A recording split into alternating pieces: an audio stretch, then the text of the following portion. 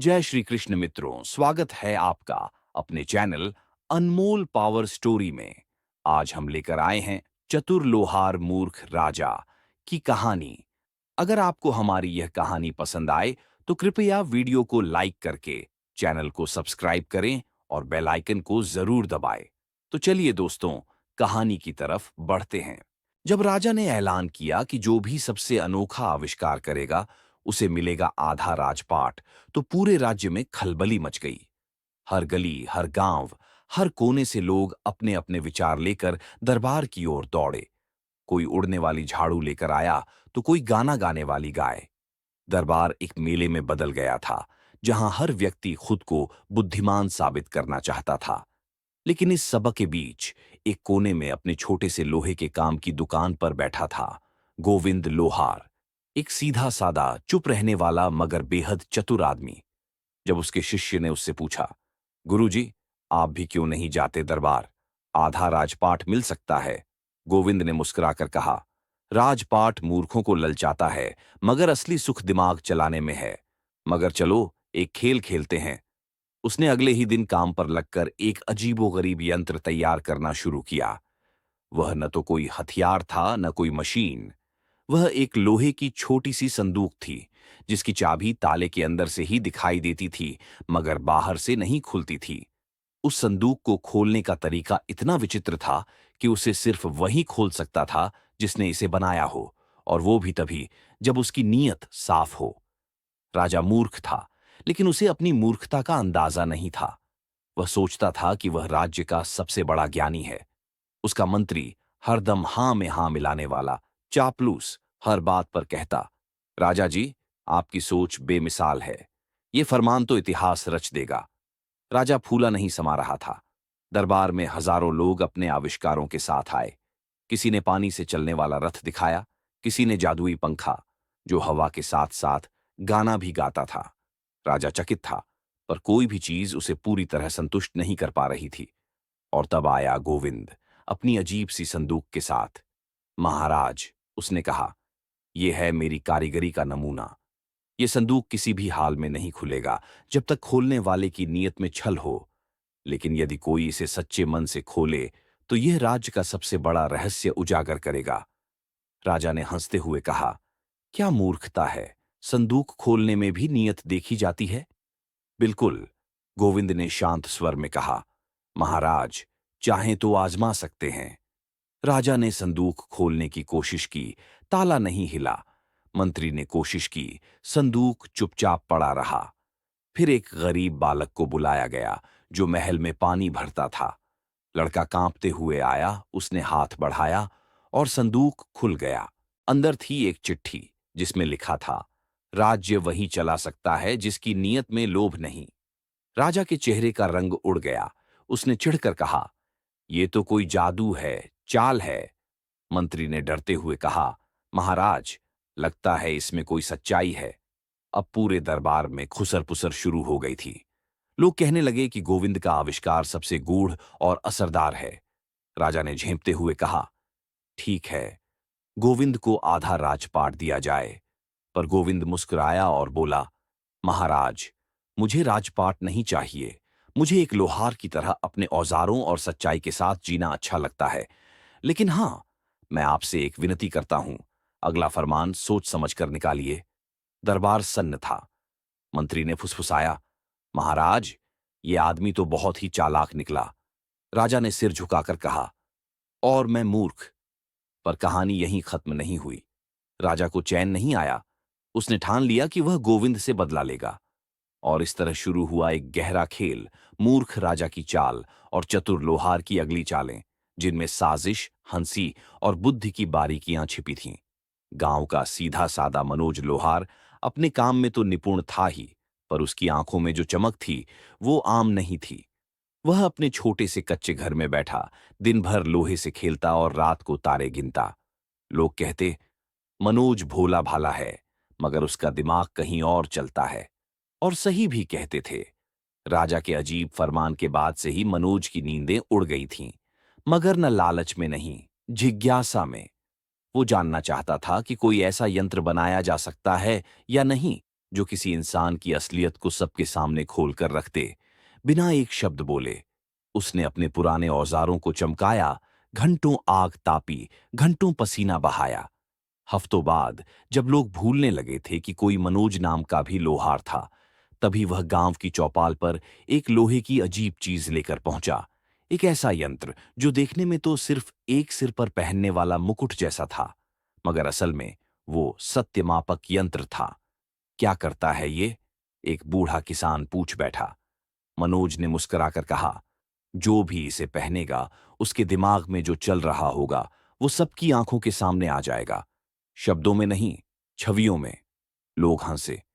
लोहे का मुकुट और मन पढ़ेगा? तू तो पगला गया मनोज। पर तभी मनोज ने खुद वह मुकुट पहना। एक घनघोर रोशनी सी निकली और सामने लगी दीवार पर उसकी सोच का चित्र उभरने लगा। बचपन की यादें, मां की ममता, गांव का झरना और वो सपना जहां वह राजा के सिंहासन पर बैठा होता है और सब हंस रहे होते हैं, खुद वह भी। भीड़ सन्न। गांव का सबसे बड़ा पंडित बोला, ये तो चमत्कार है, ये यंत्र झूठ नहीं बोलता, इसकी सोच हम सब देख पा रहे हैं। बात फैल गई।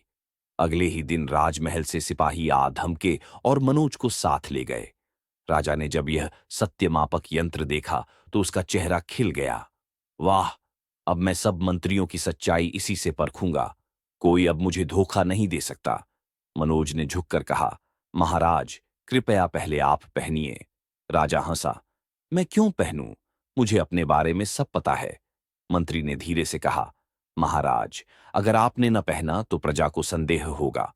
राजा ने बेमन से यंत्र सिर पर रखा और अगले ही क्षण दरबार में हाहाकार मच गया। दीवारों पर राजा की सोच की तस्वीरें उभरने लगीं। झर देता हुआ राजा, अपने ही मंत्री को कैद करवाता हुआ, प्रजा के करों से सोने की मूर्तियां बनवाता हुआ, और सबसे अंत में एक सपना जिसमें वह अपने ही बिस्तर पर पड़ढ़ा रो रहा होता है। चारों ओर अंधेरा है और कोई उसके पास नहीं है। सन्नाटा। मंत्री ने कांपते हुए कहा, महाराज, ये ये तो। राजा गुस्से से तिलमिला उठा, यंत्र को फेंक दिया और चिल्लाया, इसने धोखा दिया है, ये झूठ है, इसे बंद करो। पर सच सबके सामने था। राजा ने गुस्से में मनोज को कारागार में फेंकवा दिया। मगर वहीं से शुरू हुई असली चालाकी। मनोज ने जेल की दीवारों पर लिखा, सच अगर नंगे हो तो डर लगता है, लेकिन वही सच जब लोहे से ढंका हो तो उसे कोई नहीं झुठला सकता। राजा ने जब यह सुना वह और भड़ेक गया, मगर उसके मंत्री ने उसे समझाया, महाराज, इस यंत्र को नष्ट करने से बेहतर है इसे अपनी चाल के लिए इस्तेमाल कीजिए। लोगों को यही दिखाइए कि आप ही सबसे अधिक सत्यवादी हैं। अगर आप इस यंत्र से अपने विरोधियों को बेनकाब करें तो आपको कोई चुनौती नहीं देगा। राजा को यह बात जंच गई। उसने मनोज को दरबार में बुलवाया, माफी मांगी और कहा, मनोज लोहार, मैं चाहता हूं कि तुम मेरे लिए काम करो, मेरी सत्ता को मजबूत बनाने के लिए।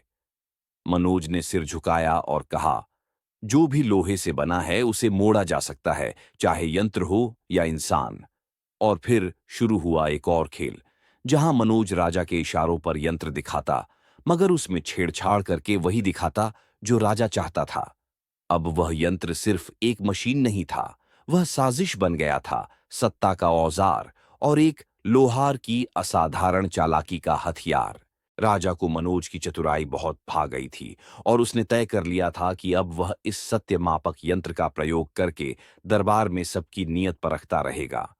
हर रोज एक एक मंत्री, दरबारी और सैनिक को बुलाया जाता और उनसे कहा जाता, सत्य मापक यंत्र पहनिए और दिखाइए अपनी सच्चाई। धीरे धीरे दरबार एक रंगमंच बन गया था। किसी की सोच में चोरी के दृश्य उभरते, किसी की कल्पना में राजगद्दी हथी आने के सपने, किसी की निगाहें रानी की ओर, तो किसी के भीतर जलन की आग। राजा इन सबको देख देख कर ठहाके लगाता, किसी को दंड देता, किसी को महल से निष्कासित कर देता। एक दिन राजा को यूं ही मजाक सूझा, आज मैं खुद पहनूंगा यह यंत्र, लेकिन इसे चलाएगा मनोज, और तुम सब देखोगे कि राजा का मन कैसा पवित्र होता है। सारे दरबारी मुस्कुराए, पर मनोज चुप रहा। वह जानता था, अब समय आ गया है असली तमाशे का। राजा ने गर्व से मुकुटनुमा यंत्र पहना। मनोज ने पीछे लगे रहस्यमय लीवर को दबाया। अचानक यंत्र से चटक आवाज आई और फिर सामने लगे बड़े पर्दे पर चित्र उभरने लगे। पहला चित्र। राजा एक बंदर की शक्ल में सिंहासन पर बैठा है और उसकी पूंछ से दरबारियों को पीट रहा है। सब चौंक गए। दूसरा चित्र। राजा बंदर की तरह झूम रहा है, केले खा रहा है और रानी के गहनों से झूला झूल रहा है। तीसरा चित्र।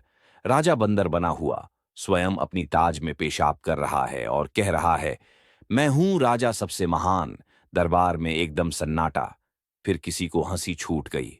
फिर दूसरा हंसा। फिर तीसरा। कुछ ही पलों में पूरा दरबार ठहाकों से गूंज उठा। राजा तिलमिलाया, ये क्या है? ये यंत्र बिगड़ गया है। मनोज, तुमने इसमें छेड़खानी की है। मनोज ने सिर झुकाकर कहा, महाराज, यह यंत्र तो आपकी सोच को दर्शाता है। अगर आप अपने को बंदर समझते हैं तो यह यंत्र क्या करे? राजा का चेहरा लाल। उसने तलवार खींच ली। धोखेबाज लोहार, तूने मेरी बेइज्जती की है। मैं तुझे अभी यही काट डालूंगा। पर तभी एक वृद्ध मंत्री सामने आया और बोला, महाराज, ध्यान से सोचिए। यदि आप इस यंत्र को नष्ट कर देंगे तो प्रजा कहेगी कि आप सच से डर गए। यदि आप मनोज को दंड देंगे तो सब मान लेंगे कि वह यंत्र सही था और आप वही हैं जो दिखा। इस लोहार ने तो वही किया जो आपने उससे कहा था, सत्य दिखाने का काम। राजा 2 क्षण को रुका। फिर उसने तलवार नीचे की और गहरी सांस ली। ठीक है मनोज, तुमने एक बार फिर चतुराई दिखाई, पर अब ये यंत्र केवल मेरे अधिकार में रहेगा। कोई भी इसका दुरुपयोग नहीं करेगा। मनोज मुस्कराया, हल्की, रहस्यमयी मुस्कान। वह जानता था कि वह अब राजा के दिमाग में बैठ चुका है, शक के रूप में, डर के रूप में। पर असली तमाशा अभी बाकी था। उस रात महल में चोरी हुई। कोई था जिसने गुप्त दरवाजे से राजा के शयन कक्ष में घुसकर यंत्र को खोल लिया। और सुबह जब राजा ने उसे पहनना चाहा तो यंत्र से निकली एक आवाज, अब ये तुम्हारा मन नहीं, तुम्हारा सच बोलेगा, बिना रोके, बिना तोड़े। राजा डर से कांपने लगा। यंत्र अब राजा के नियंत्रण में नहीं था। मनोज ने अपनी चतुराई से ऐसा कोड डाल दिया था जो यंत्र को सच दिखाने के लिए स्वतंत्र कर चुका था। और अब जब भी कोई इसे पहनेगा, उसकी असल सोच नहीं, उसका असली रूप दिखाई देगा। अगले दिन दरबार में राजा ने जब फिर से यंत्र पहना तो इस बार वह बंदर नहीं, एक कायर, डरा हुआ बच्चा बनकर सामने आया जो अपनी मां से लिपटा रो रहा था और कह रहा था, मुझे राजा नहीं बनना था, मुझे सिर्फ प्यार चाहिए था। दरबार फिर चुप। किसी ने नहीं हंसी उड़ाई। अब की बार सबने केवल राजा की कमजोरी देखी और शायद पहली बार उसे एक इंसान की तरह देखा। मनोज उस भीड़ में खड़ा था, चुप, शांत, पर उसकी आंखों में साफ लिखा था, चतुराई केवल लोहे में नहीं होती, कभी कभी वो सोच में भी ढलती है। राजा अब पूरी तरह से मनोज के यंत्र के प्रभाव में आ चुका था। एक ओर दरबारियों की हंसी, दूसरी ओर प्रजा में बढ़ती चर्चा। अब सच नहीं छुपता, मनोज का यंत्र सब खोल देता है। राजा इसे अपनी सत्ता की ताकत समझने लगा। लेकिन हर सत्ता के पीछे एक साया होता है, शंका का। और शंका लेकर आया राजा का सबसे पुराना मंत्री, महाचतुर वाचस्पति। सफेद दाढ़ी, गहरी आंखें और अनुभव से भरे शब्दों के साथ वह दरबार में धीरे से बोला, महाराज, क्षमा करें, पर मनोज को दरबारी वैज्ञानिक बनाना एक मूर्खता होगी। वह लोहार है, पर बहुत चतुर है। उसकी नीयत पर नजर रखना आवश्यक है।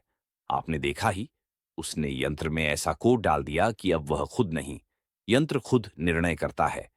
ये सत्ता के लिए खतरा है। राजा ने गुस्से में सिंहासन पर मुक्का मारा। बस, वाचस्पति, तुम हमेशा डर दिखाते हो। मैं जानता हूं मनोज चतुर है और ऐसी ही चतुरता मुझे दरबार में चाहिए। आज से वह मेरा विशेष वैज्ञानिक होगा और राजमहल में उसका निवास तय किया जाए। अब वह केवल मेरे लिए कार्य करेगा, मेरे आदेश पर यंत्र बनाएगा और हर शत्रु की सच्चाई दिखाएगा। वाचस्पति ने गहरी सांस ली। महाराज, आप आग को सोने की तरह पहनना चाहते हैं, पर आग को गहना नहीं बनाया जा सकता। तो तुम कहना चाहते हो कि मनोज मुझे धोखा देगा? नहीं महाराज, वाचस्पति बोला। मैं बस यह कह रहा हूं कि जब कोई आदमी आपकी आंखों से ज्यादा तेज देखता है, तब राजाओं को चौकस हो जाना चाहिए। वह आपके लिए उपयोगी हो सकता है, लेकिन वफादार, ये कहना जल्दबाजी होगी। राजा ने बात अनसुनी कर दी। उसका अहंकार अब सीमा पार कर रहा था। उसी रात महल में आदेश निकला, मनोज लोहार अब दरबारी वैज्ञानिक है। उसे प्रयोगशाला दी जाए, सेवक दिए जाए और उसके लिए विशेष भोज की व्यवस्था हो। मनोज को एक भव्य कक्ष मिला जिसमें अजीब अजीब औजार, लोहे के पिंजरे, शीशे की दीवारें और एक रहस्यमयी पुस्तकालय था जहां वर्षों पुरानी राजगुप्तियां दर्ज थीं। मनोज ने बिना कुछ कहे सब स्वीकार कर लिया। वह जानता था यह सब उसकी चाल का हिस्सा है। असल में तो वह राजमहल के भीतर पहुंच चुका था, वहां से जहां से किसी का भी राज उजागर किया जा सकता था। कुछ ही दिनों में उसने एक और यंत्र बनाया, एक ऐसा आईना जो किसी व्यक्ति को देखकर उसके सबसे बड़े झूठ को दिखा देता था। राजा ने जब आईने में देखा तो सामने लिखा था, तुमने युद्ध जीतने का श्रेय लिया, पर असल में तुम युद्ध में छुपे थे। राजा चौंक गया, पर फिर हंस पड़ा। आहा, कितना सच्चा यंत्र है! ये तो कमाल है। अब महल में रोज मनोज के यंत्रों का तमाशा चलता। कोई जादुई घंटी जो झूठ बोलने पर चीखती थी, कोई कलम जो सिर्फ सत्य लिखती थी, एक कमरा जहां विचार गूंजने लगते थे। सब मनोरंजन में लगे थे, पर वाचस्पति नहीं हंसता था। वह दूर एक कोने में बैठा सोचता, मनोज सिर्फ यंत्र नहीं बना रहा, वह सत्ता की रग रग को छू रहा है। क्या सच में यह लोहार मूर्ख राजा से ज्यादा चालाक निकलेगा? मनोज अब सब कुछ देख रहा था, मंत्रियों के षड्यंत्र, रानियों के मन के रहस्य और खुद राजा की दुर्बलता। वह शांत था, पर उसकी आंखों में चमक थी, जैसे वह कोई बड़ा खेल खेलने जा रहा हो। पर असली खेल तब शुरू हुआ जब एक दिन मनोज ने राजा के सामने एक नई योजना रखी। महाराज, अब मैं एक ऐसा यंत्र बनाना चाहता हूं जो भविष्य देख सके। राजा की आंखें चौंधी आ गईं। भविष्य? क्या तुम सच में ऐसा बना सकते हो? हाँ महाराज, मनोज मुस्कुराया। बस मुझे थोड़ी और छूट चाहिए। कुछ ऐसे संसाधन जो केवल राजा दे सकता है, और कुछ ऐसे रहस्य जो केवल पुरातन गुफाओं में मिलते हैं। राजा ने तुरंत आदेश दिया, जो चाहिए मिलेगा। तुम बस मुझे मेरा भविष्य दिखा दो, और जो चाहे वो ले लो। वाचस्पति ने खड़ा होकर कहा, महाराज रुकिए, यह लोहार अब आपसे मांग नहीं, आपकी सत्ता को मोहर लगा रहा है। संभलिए, यह यंत्र नहीं, शतरंज की अगली चाल है। राजा गर्जा, वाचस्पति, तुम्हारा समय बीत गया। अब समय है विज्ञान का, मनोज का और मेरे भविष्य का। और उसी क्षण महल में छिपे एक गुप्त द्वार से एक पुराना गूंगा सेवक भाग खड़ा हुआ। उसके हाथ में था कुछ जो मनोज ने ही उसे सौंपा था, एक छोटा धातु यंत्र जो किसी के कान में फुसफुसाता था, राजा का अंत कहां से शुरू होगा। राजमहल की दीवारों पर अब रहस्य नहीं ठहरते थे। जब से मनोज ने दूसरा यंत्र तैयार किया था, दरबारियों की सांसें अटक सी गई थीं। यह यंत्र कोई साधारण चीज नहीं था। यह एक धातु की बेलनाकार छड़ी थी, जिसके ऊपरी हिस्से में लाल और हरे दो छोटे पत्थर जड़े थे। कोई भी व्यक्ति जब इसके सामने कुछ कहता, तो वह छड़ी झुककर या चमककर बता देती, कहा गया वाक्य सत्य था या झूठ।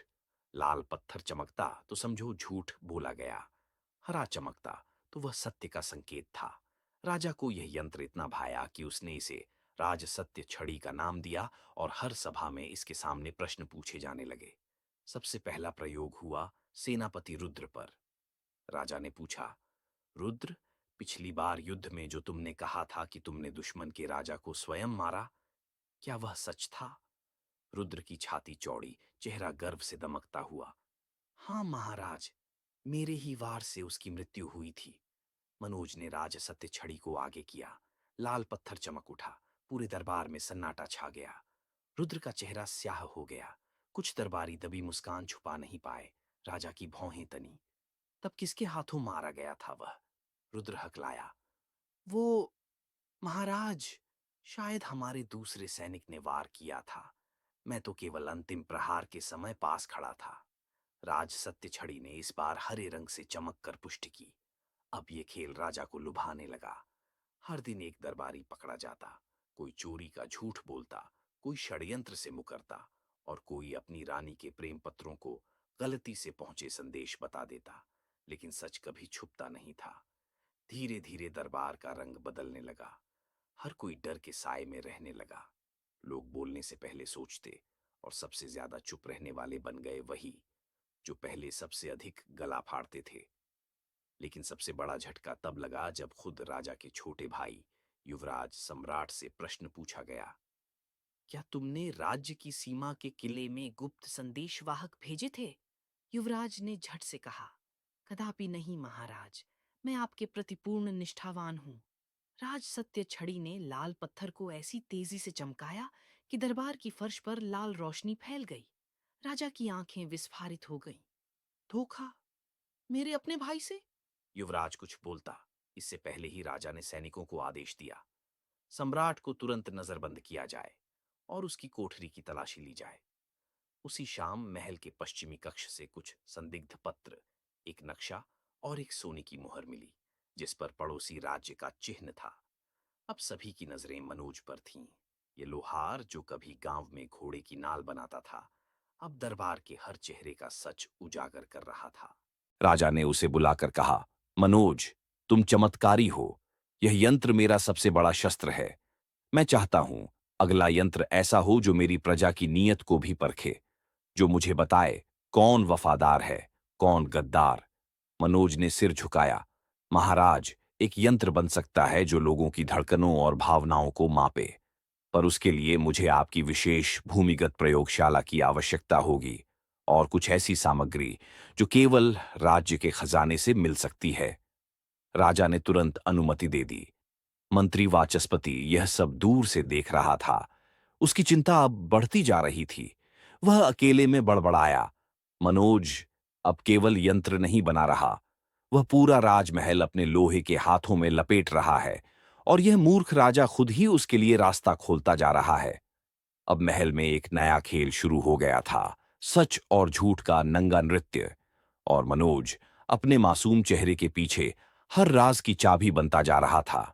पर जैसे जैसे सच सामने आता गया, वैसे वैसे कुछ शक्तियां जागने लगीं, कुछ पुराने षड्यंत्र जो अब तक छुपे थे, और कुछ ऐसे चेहरे जो इस लोहार की चतुराई से कांपने लगे थे।